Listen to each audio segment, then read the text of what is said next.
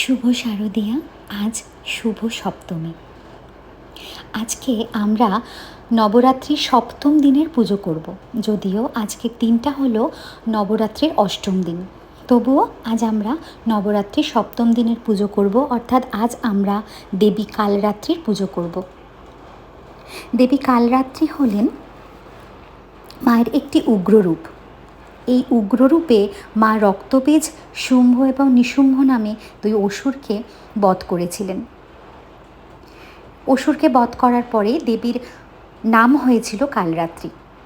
মনে করা হয় আজকের দিনে মাকে তুষ্ট করার জন্য মাকে গুড়ের মিষ্টি আর জল দিয়ে পুজো করলে মা নাকি তুষ্ট হন। আমি আজকে মাকে একটু বাতাসা আর গুড়ের তৈরি বাদামের চিকি দিয়ে মাকে পুজো করেছি। অনেকেই আছেন যারা মাকে গুড়ের তৈরি ভোগ দিয়েও পুজো করেছেন, কিন্তু আমি আজকে মাকে গুড়ের মিষ্টি দিয়ে পুজো করেছি।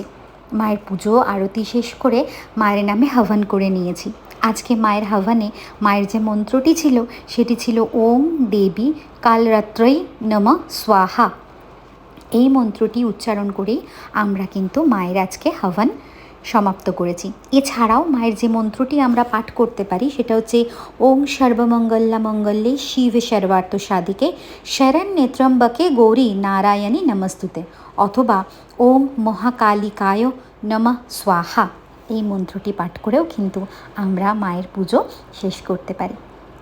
দেখতে দেখতে মায়ের পুজো শুরু করেছি। আজকে মায়ের সপ্তম দিনের পুজো করলাম। কালকে মহা অষ্টমী, তারপরেই নবমী, নবরাত্রির শেষ দিন। আরও 2 দিনের পুজোর ভিডিও আমি তোমাদের সঙ্গে শেয়ার করব। কাল মহা অষ্টমী তোমাদের খুব ভালো কাটুক। সবাই সুস্থ থাকো, ভালো থাকো, যে যেখানে আছো পুজো খুব ভালো করে কাটাও। তোমাদের সঙ্গে এরকম আরও গল্প আমার হতেই থাকবে। টাটা।